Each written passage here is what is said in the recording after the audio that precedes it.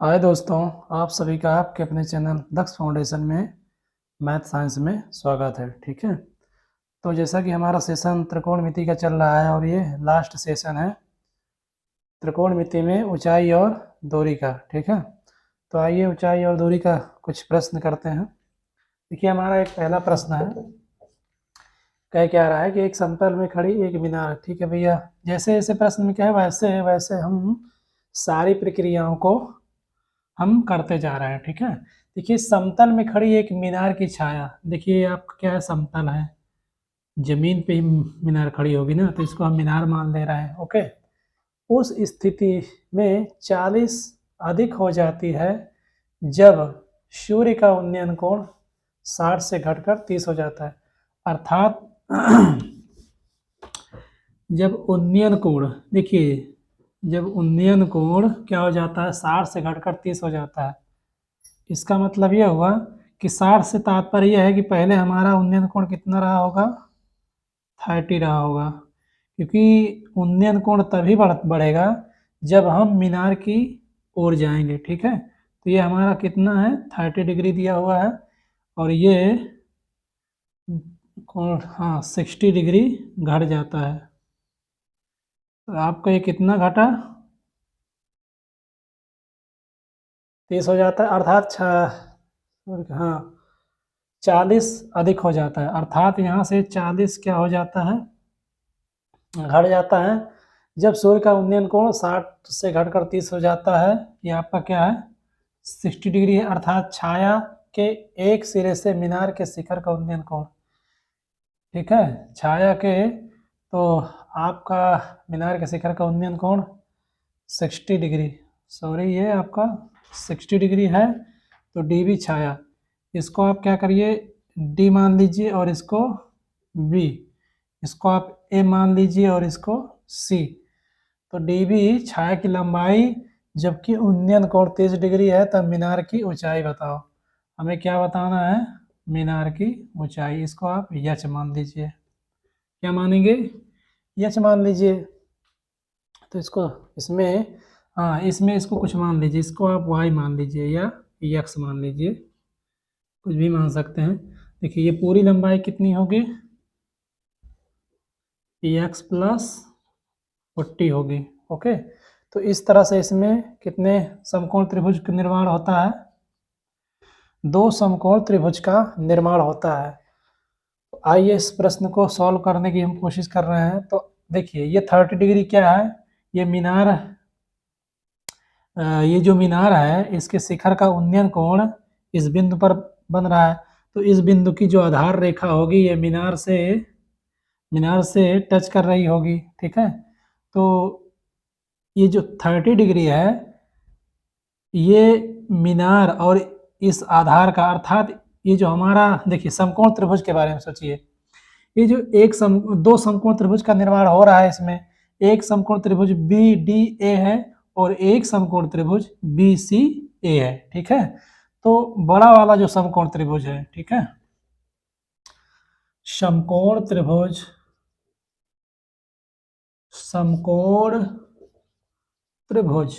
Okay, समकोण त्रिभुज A B D में, ठीक है भैया, हमें मीनार की ऊंचाई बताना है। ओके, समकोण त्रिभुज ए बी डी में आप 30 डिग्री लीजिए। देखिए ये आपका क्या है, लंब है और ये आधार है, तो आप tan 30 लगाइए, तो tan 30 इक्वल हो जाएगा एच अपान एक्स प्लस 40। ओके, तो tan 30 की वैल्यू क्या होती है भैया, 1/√3, तो एच अपान एक्स प्लस 40, तो एच इक्वल आपका हो जाएगा, ठीक है, एच इक्वल आपका क्या हो जाएगा, क्या हो जाएगा, एक्स प्लस 40/√3। ये तो रही एच की वैल्यू, पर हमें जो मीनार की जो ऊंचाई है अभी हमें प्राप्त नहीं हुई है। ठीक है, क्यों नहीं प्राप्त हुई है, क्योंकि हमें ये लंबाई नहीं पता। ठीक है, क्योंकि ये जो कोण हमने इस कोण को लिया है, तो ये कोण क्या है, ये पूरे समकोण, ये हमारा जो त्रिभुज BDA, ये पूरे, ये जो हमारा 30 है ये पूरा समकोण त्रिभुज का क्या है, ये उन्नयन कोण है। ठीक है, तो आइए हम x की वैल्यू निकालते हैं। तो x की वैल्यू आप क्या कैसे निकालेंगे, आप क्या करेंगे, यहाँ कर दे रहे हैं। ओके, देखिए यहाँ पे लगाएंगे कि समकोण त्रिभुज BCA में, समकोण त्रिभुज BCA में लगा दीजिए tan। तो आपका tan क्या हो जाएगा, 60 इक्वल हो जाएगा h/x। tan 60 डिग्री का मान होता है, क्या होता है, √3 इक्वल h/x। तो x की वैल्यू हो जाएगी h/, ठीक है, h/ क्या हो जाएगा, h/√3, ये आ गई x की वैल्यू। तो इसको हम समीकरण 1 मान लीजिए, इसको समीकरण आप 2 मान लीजिए। तो लिखिए यहाँ पे क्या लिखेंगे कि समीकरण 1 में, ठीक है, समीकरण 1 में समीकरण 2 से x का मान, समीकरण 1 में समीकरण 2 से x का मान रखने पर, समीकरण, ठीक है, मान रखने पर, ओके, समीकरण 1 में समीकरण 2 से x का मान रखने पर, इसको आप नोट डाउन करिए। तो इसको हम इधर कर दे रहे हैं। चित्र बनाना बहुत ज़रूरी है, लेकिन इस चित्र को मैं यहाँ पे दर्शाए दे रहा हूँ। तो कुछ लोगों को लगेगा सर ने चित्र को हटा दिया, कुछ ऐसे इसमें है। और यहाँ से इसका उन्नयन कोण 30 डिग्री है और घटकर 60 डिग्री हो जाता है। कितना घटता है, 40 डिग्री घटता है। इसको हमने क्या माना था, x माना। ये ऊंचाई h है, ठीक है। ये पूरी दूरी कितनी हो जाएगी, 40 प्लस x हो जाएगा, 40 प्लस x हो जाएगा। तो इसको हम इधर कर दे रहे हैं इस डिपार्टमेंट में, इस चित्र है इसका। तो आइए, ये हमारा क्या हो जाएगा, h इक्वल, x की वैल्यू क्या है, h/√3 प्लस 40/√3 हो जाएगा। तो h इक्वल क्या हो जाएगा आपका, h प्लस 40√3, इसका हम एलसीएम रूट लेंगे √3, और आपका ये √3 कहाँ चला जाएगा, इसके अंदर, √3 इंटू √3, ये क्या हो जाएगा आपका, ये हो जाएगा h प्लस 40√3/3। तो ये 3h इक्वल क्या हो जाएगा, और इधर लिख दे रहे हैं, ओके। तो 3h बराबर भैया क्या हो जाएगा, h प्लस 40√3, h को इधर निकालेंगे हम, तो क्या हो जाएगा, 3h में से 3h माइनस h बराबर 40√3।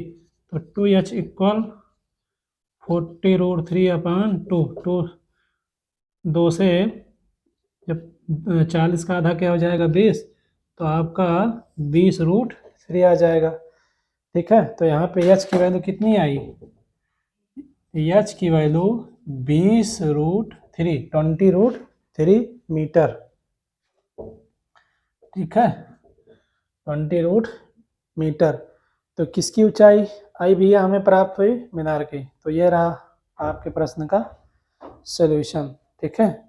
इसको नोट डाउन करेंगे, इसके बाद हम नेक्स्ट प्रश्न की ओर चलते हैं, ओके। तो ये रहा हमारा दूसरा प्रश्न, और बड़ा ही लाजवाब, बड़ा ही प्यारा, बड़ा ही सुंदर, और इससे पहले वाला जो क्वेश्चन था वो भी बड़ा ही लाजवाब और सुंदर क्वेश्चन था, और ये भी हमारा बड़ा ही सुंदर प्रश्न है। इसको आप पहले नोट डाउन कर लीजिएगा, वीडियो पॉज करके। इसको हम ट्रिपल स्टार दे रहे हैं, यूपी बोर्ड के एग्ज़ाम में कई बार ये आ भी चुका है। NCERT बेस पर आधारित ये प्रश्न है। तो आइए इस प्रश्न का चित्र बनाने की हम पूरी कोशिश कर रहे हैं, ठीक है। देखिए 36 तल पर एक मीनार, 36 का बोले तो धरती पर, ये हमारी प्यारी सी धरती पर क्या है, मीनार खड़ी कर दीजिए, मीनार खड़ी हो गई, ओके खड़ी है, तथा इसके ऊपर यह ऊंचाई का, देखिए इसको थोड़ा और छोटा करिए, देखिए ये मीनार है और इसका ये शिखर है, इस मीनार के शिखर से, ठीक है, क्या है, मीनार के शिखर से यच ऊंचाई पर, यच ऊंचाई का एक ऊर्ध्वाधर दंड लगा है, ठीक है भैया, दंडा है, खड़ा हुआ है ऐसे ही तल पर, इस तो तल पर स्थित एक बिंदु से, यहाँ पे कहीं किसी बिंदु से ध्वज दंड के पाद तथा शिखर, अर्थात इस ध्वज के जो दंड का एक कोण है, जो ये जो ध्वज दंड है, ठीक है, यहीं पर धरती पर किसी बिंदु से इस ध्वज दंड के का जो आधार है, इस आधार से इस तल पर, ठीक है, इस तल पर, इस बिंदु पर क्रमशः, और इसका जो शिखर है, इससे, इस शिखर से इस बिंदु से, समझ में नहीं आएगा, देखिए ये आपका क्या है, मीनार है, इस मीनार के शिखर के ऊपर एक डंडा लगा हुआ है, ध्वज दंड है, ओके, तो इस ध्वज दंड के क्या आधार से और इस ध्वज दंड के शिखर से किसी बिंदु पर दो कोण बन रहे हैं, दो उन्नयन कोण बन रहे हैं, कौन कौन से कोण है भैया, अल्फा कोण और बीटा कोण, तो हमें क्या करना है, मीनार की ऊंचाई, अर्थात हमें इसकी ऊंचाई बताना है, सॉरी यच, इसका यच दिया हुआ है, और मीनार की ऊंचाई हम कुछ मान लेते हैं, आप यक्स मान लीजिए या यन मान लीजिए, कुछ भी मान सकते हैं, इनके आधार से कोण क्रमशः पहले अल्फा बनता है, उसके बाद हमारा जो बड़ा कोण है वो भैया बीटा है, ओके, तो ये रहा हमारे क्वेश्चन की आकृति, चित्र की आकृति, इस क्वेश्चन को आप नोट डाउन कर लीजिए, तो इस क्वेश्चन को हम सॉल्व सिद्ध करने की कोशिश करते हैं, ठीक है, इसको हम मिटा दे रहे हैं, क्योंकि प्रश्न को सॉल्व करने में थोड़ा सा कठिनाई जा सकती है, क्योंकि काफ़ी इसको डेरिवेशन करने में थोड़ा दिक्कत होगा, ओके, देखिए हम चित्र को यहाँ बना दे रहे हैं, ये भैया आपका चित्र है, ऐसे बना था, चित्र बनाना बहुत ज़रूरी है, ओके,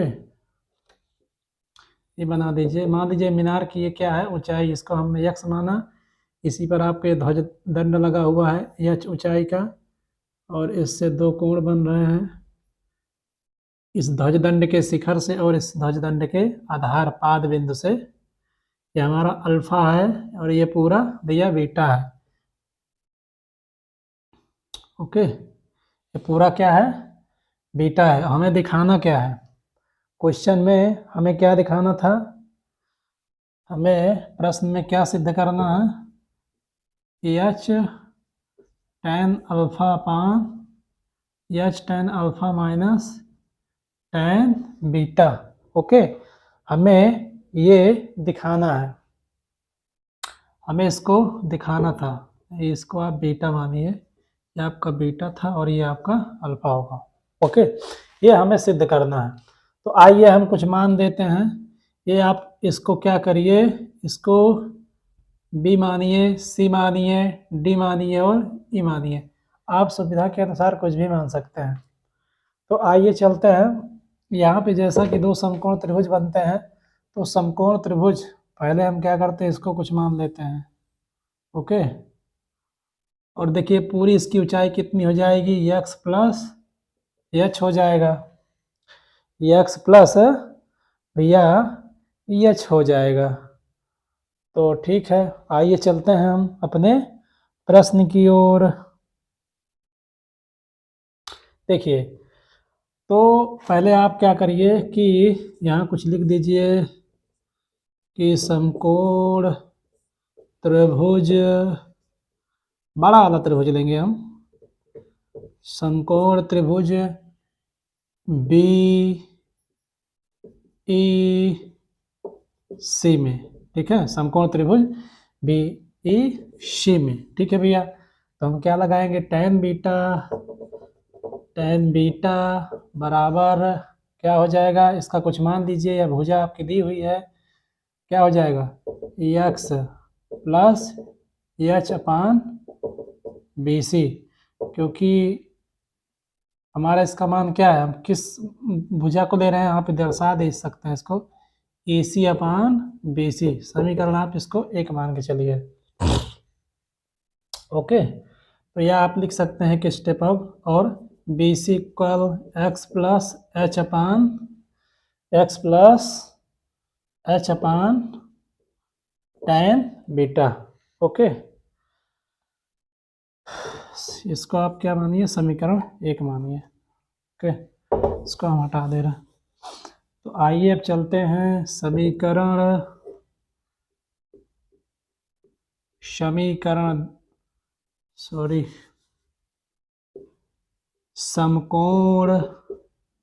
समकोण त्रिभुज किसमें, बीडीसी में, समकोण त्रिभुज बीडीसी का चुनाव लड़बो का भैया, बीडीसी में, समकोण त्रिभुज बीडीसी में, हाँ तो आप बीडीसी बना दिए हैं। चलिए कोई बात नहीं, अगली पंचवर्षीय में प्रधानी का चुनाव लड़ दीजिएगा। तो आपका हो जाएगा tan अल्फा, ये हमारा देखिए त्रिभुज, कौन सा त्रिभुज, ये त्रिभुज बी डी सी में, ये छोटकवा त्रिभुज में। ओके, छोटकवा त्रिभुज का जो मान है, कोण है उन्नयन कोण tan अल्फा इक्वल आपका हो जाएगा एक्स अपान भैया बी सी, तो बी सी इक्वल आपका हो जाएगा एक्स अपान tan अल्फा। ओके, तो इसको आप क्या करिए, समीकरण दो घोषित कर दीजिए। देखिए ये बी सी का मान, ये बी सी का मान, तो यहाँ पे फिर हम लिखेंगे, क्या लिखेंगे कि समीकरण एक और समीकरण दो की लड़ाई करवाने पर, नहीं तुलना करवाने पर, समीकरण एक और समीकरण दो की तुलना करने पर, ठीक है गुरुजी। आइए भैया क्या है, देखिए क्या हो जाएगा, x plus h upon tan beta equal x अपान टेन अल्फा।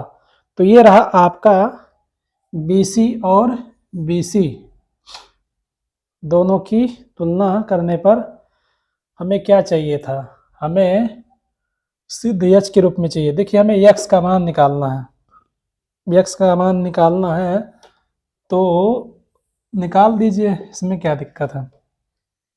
क्या आप क्या करिए, क्रॉस मल्टीप्लाई करिए, तो क्या हो जाएगा, ये आपका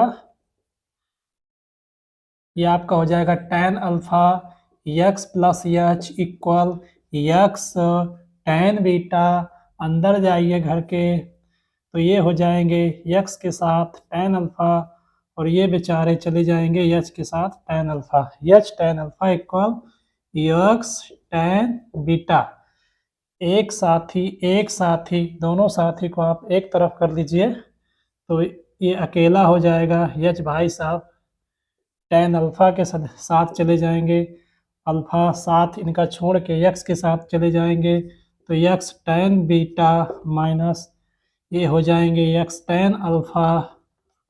ओके, तो यहाँ से आप क्या करेंगे, देखिए इसको आप नोट डाउन करिए, इसका स्टेप हम इधर कर दे रहे हैं और इसको हम हटा दे रहे हैं, ठीक है।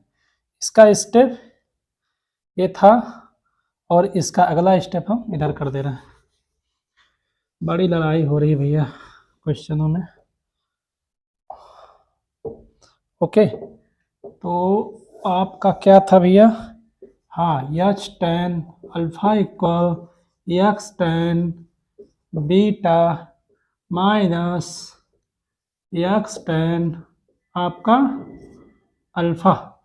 तो एच इक्वल आपका क्या हो जाएगा, यहाँ से आप एक्स कॉमन लेंगे तो tan beta minus tan alpha. Okay, तो आपका एक्स की वैल्यू हो जाएगी H upon tan beta minus tan alpha.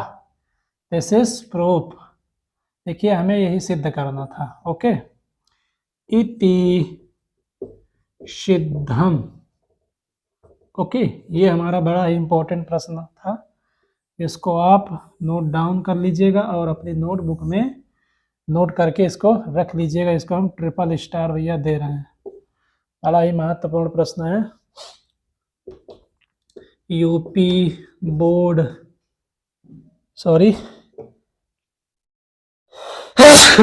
भाई, तो आज तो थोड़ा सही हुआ है काफ़ी दिन से। यूपी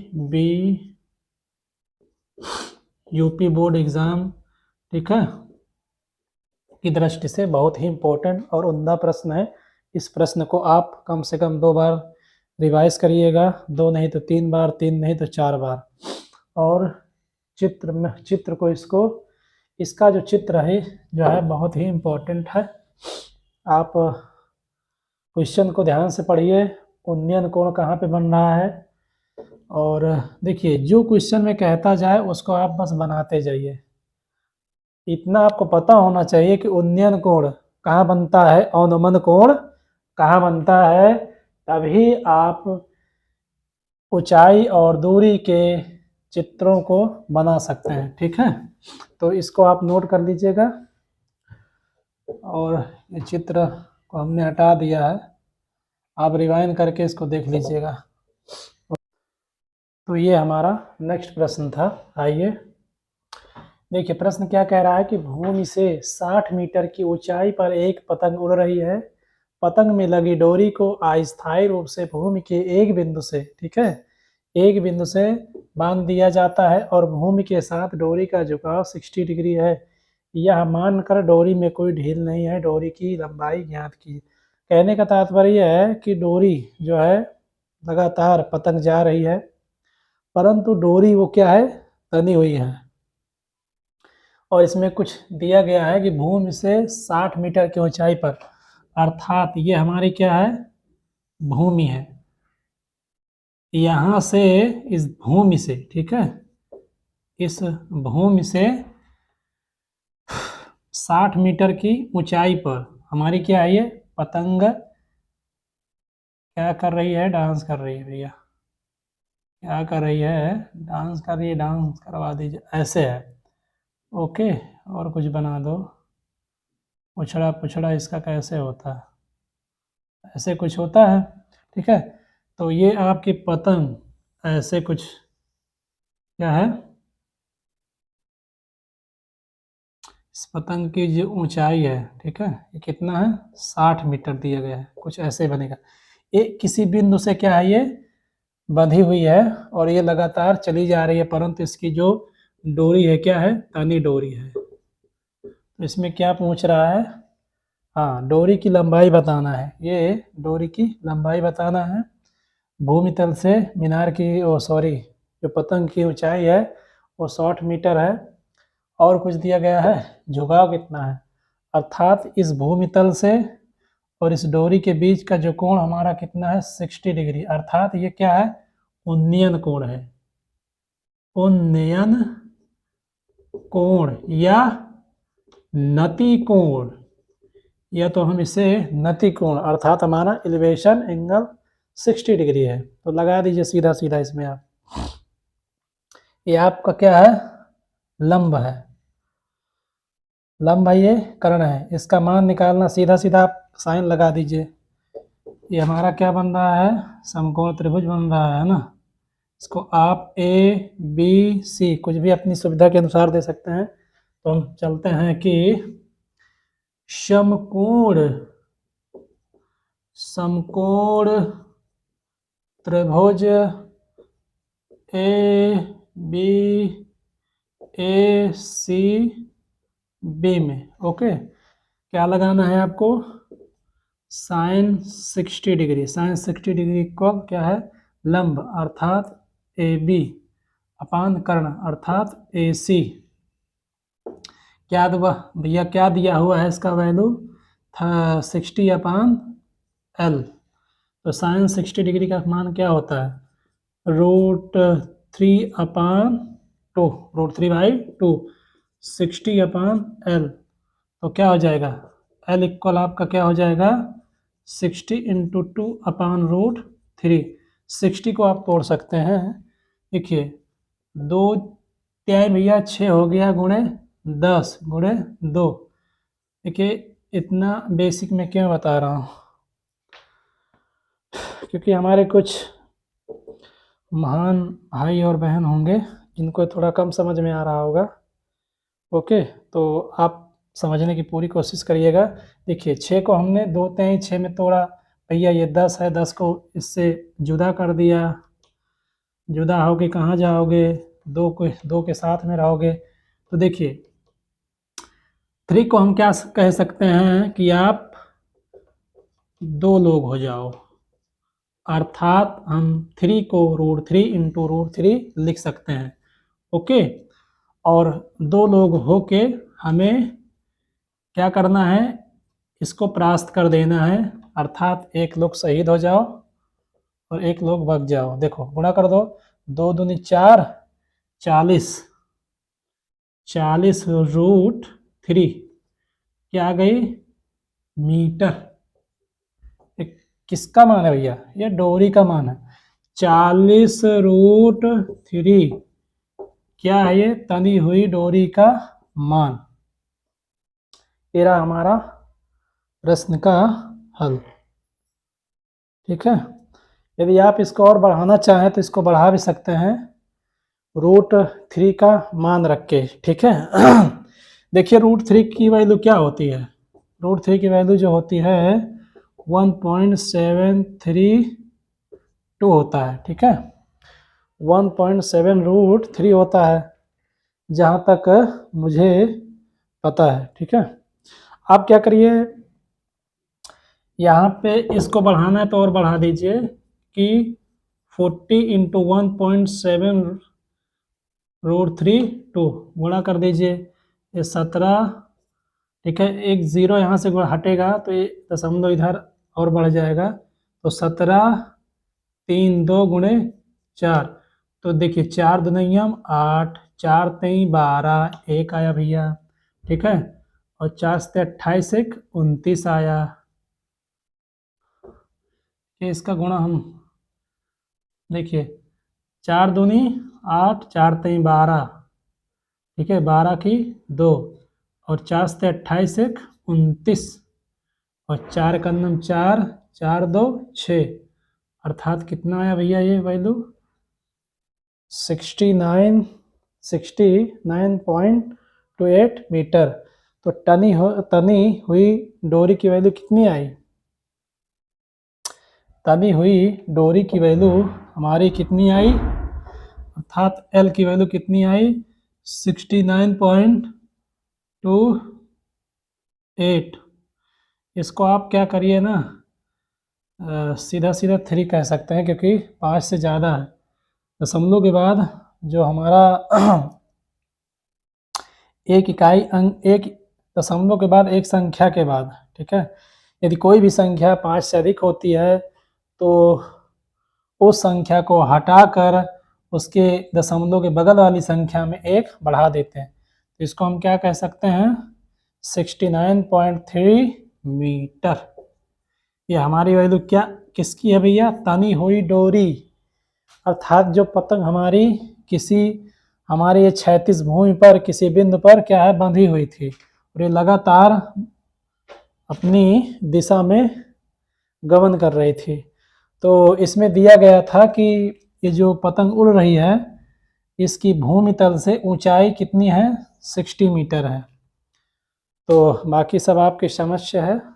ये उन्नयन कोण 60 डिग्री है, मान हमने रखा इसकी तनी हुई डोरी की वैल्यू 1.70 मीटर, यह वैल्यू आई। ठीक है, पूरा पारा मान सकते हैं।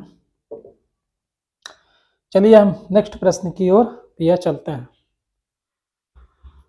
तो इस पर ये रहा हमारा नेक्स्ट प्रश्न, और बड़ा ही सुंदर प्रश्न है ये, बड़ा ही उम्दा और बड़ा ही सुंदर प्रश्न है। तो इस प्रश्न को आप सभी अवलोकन करेंगे और इसको नोट भी करेंगे, और कम से कम इसको भी 3 से 4 बार प्रैक्टिस करेंगे, ठीक है। ये सारे प्रश्न बहुत ही इम्पोर्टेंट हैं। देखिए, आंधी आंधी आने से एक पेड़ भैया क्या होता है, उसका टूट जाता है, और टूटा हुआ भाग इस तरह मुड़ जाता है कि पेड़ का शिखर जमीन को छूने लगता है, और इसके साथ 30 डिग्री का कोण बनाता है जमीन से। टूटा हुआ भाग जो है 36 से 20 से टूटता है, तो 36 से 30 डिग्री का कोण बनाता है, अर्थात ये उन्नयन कोण मान सकते हैं। तो 30 डिग्री का कोण बनाता है पेड़ के पाद बिंदु की दूरी, जहाँ, ठीक है, पेड़ के पाद बिंदु की दूरी जहाँ पेड़ का शिखर जमीन को छूता है। अच्छा भैया, उसका दूरी कितना है, 8 मीटर है। तो पेड़ की ऊंचाई बता दीजिए। चलिए भैया देख रहे हैं, इसका पहले चित्र बनाने की पूरी कोशिश करते हैं। देखिए कह क्या रहा है, ये कोई पेड़ है, लिपिस्टी मान लीजिए आप, खजूर का पेड़ मान लीजिए आप, ओके, लिपिस्टी मानिए, खजूर मानिए, कुछ भी मानिए, पर पेड़ मानिए, ठीक है। कुछ ऐसे रहा होगा बेचारा।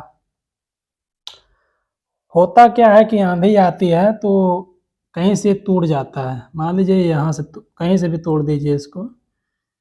ये पहले ये था, फिर उसके बाद टूटने के बाद क्या होता है कि इसकी कुछ स्थिति ऐसे हो जाती है, ठीक है, इसकी बेचारे की कुछ स्थिति ऐसे हो जाती है। ये इसका आधार था, ऐसे आके यहाँ से इसका ये आधार है, ऐसे यहाँ पे गिर जाता है ज़मीन में, ये ज़मीन में गिर जाता है। फिर क्या होता है, मुड़ जाता है, पेड़ का शिखर जमीन को छूने लगता है। छुआ दिए भैया, चलिए तोड़ दिए। इसके साथ क्या होता है, छूने लगता है, इसके साथ देखिए ये आपका धरती है, ये क्या है, आप इसको कुछ मान ऐसे कर लीजिए, पेड़ है आपका, इस धरती के साथ एक पेड़ साहब क्या कर रहे हैं, टूटने के बाद 30 डिग्री का कोण बना रहे हैं। धरती से इस पेड़ की टूटे हुए भाग की जो बीच का एंगल है 30 डिग्री है। तो पेड़ के पाद से, अर्थात इसका जो आधार बिंदु है, जहाँ पेड़ का शिखर जमीन को छूता है, ठीक है, ये शिखर छू रहा है, तोड़ तो दिए हैं, कितना है ये, 8 मीटर है। ये कितना है, 8 मीटर है, ठीक है। तो पेड़ की ऊंचाई बता दीजिए कितना ऊंचा था ये। ठीक है सर, देखते हैं कितना ऊंचा था। इसको आप सीधा सीधा ऐसे बना लीजिए, पिन कर लीजिए 30 डिग्री। अब चाहे तो इसको तोड़ दीजिए, ऐसे बना दीजिए, दर्शा दीजिए, जो भी आप समझें, आपके समझ से है। पेड़ तो खड़ा हुआ है, तोड़ भी दिए हैं। आइए इसको हम फिर सीधा करते हैं।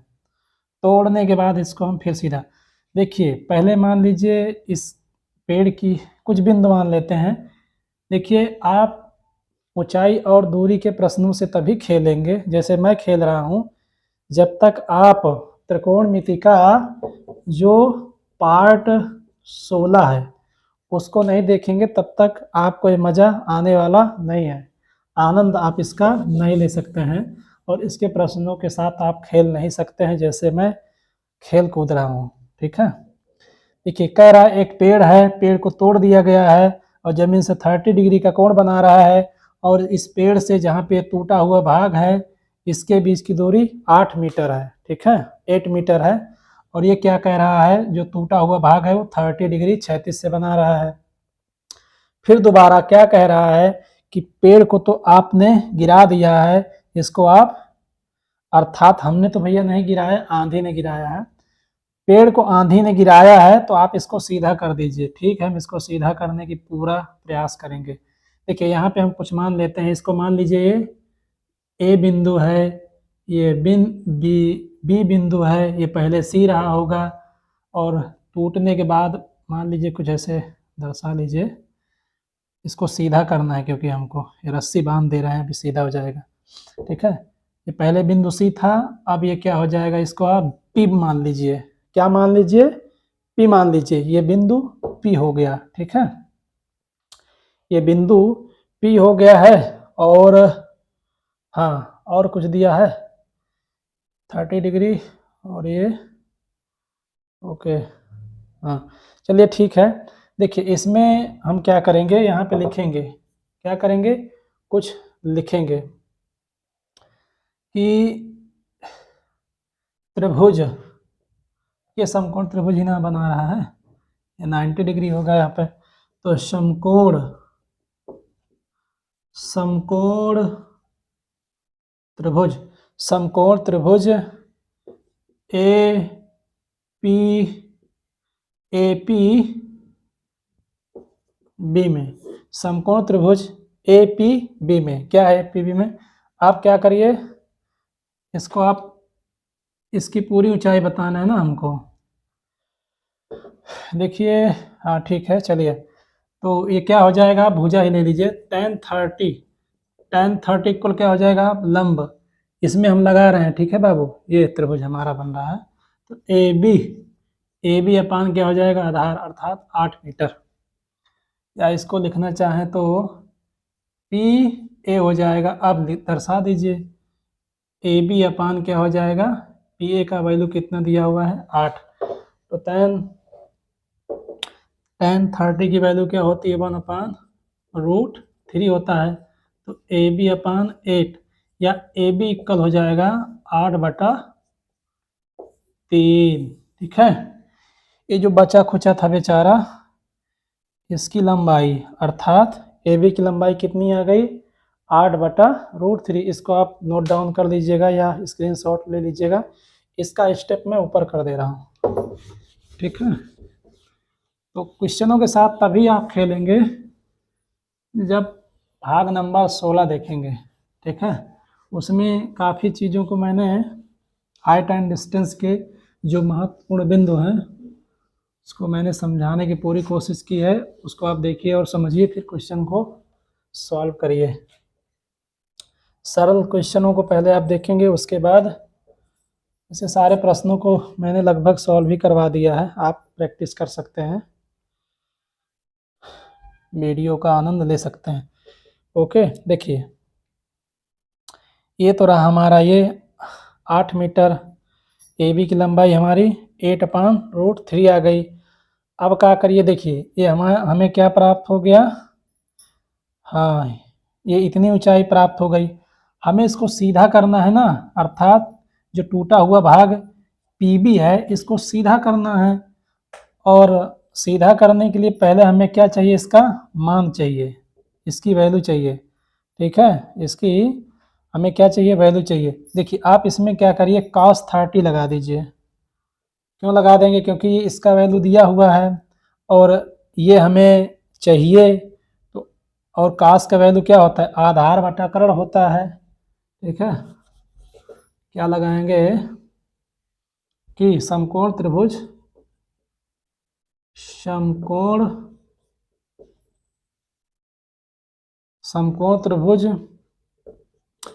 बी पी ए में क्या लगाना है, कोसाइन मतलब ये त्रिभुज ए बी पी में।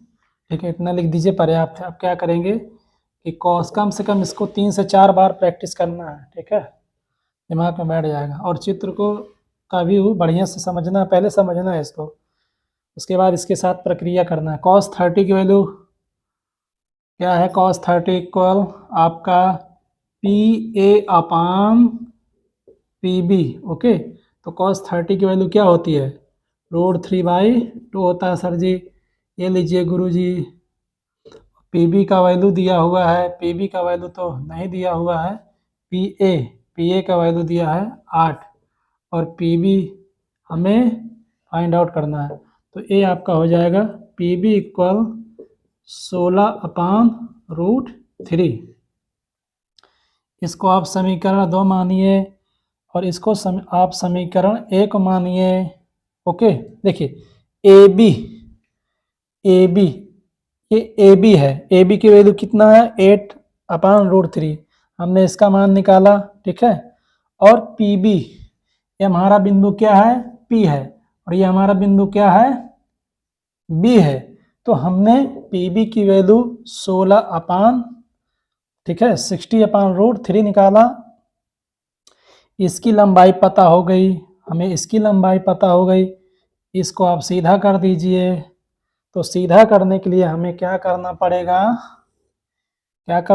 भैया, समीकरण 1 और समीकरण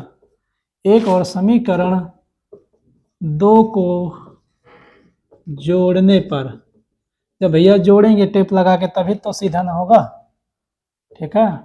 ओके, जोड़ दीजिए। तो P A plus A B equal कितना हो जाएगा, 16/√3 और 8/√3 आवा भैया। अब क्या करिए, एलसीएम लीजिए, एलसीएम क्या हो जाएगा, √3 हो जाएगा गुरुजी, क्योंकि सेम है। तो ये 16 + 8 क्या हो जाएगा, 24/√3। ओके, इसको आप तोड़ सकते हैं, 6 4 में क्या हो जाएगा, 2√3 × 4√3। इसको और तोड़िए, 3 को 2 लोगों में कर दीजिए, इसको गुणा कर दीजिए, 8 हो जाएगा।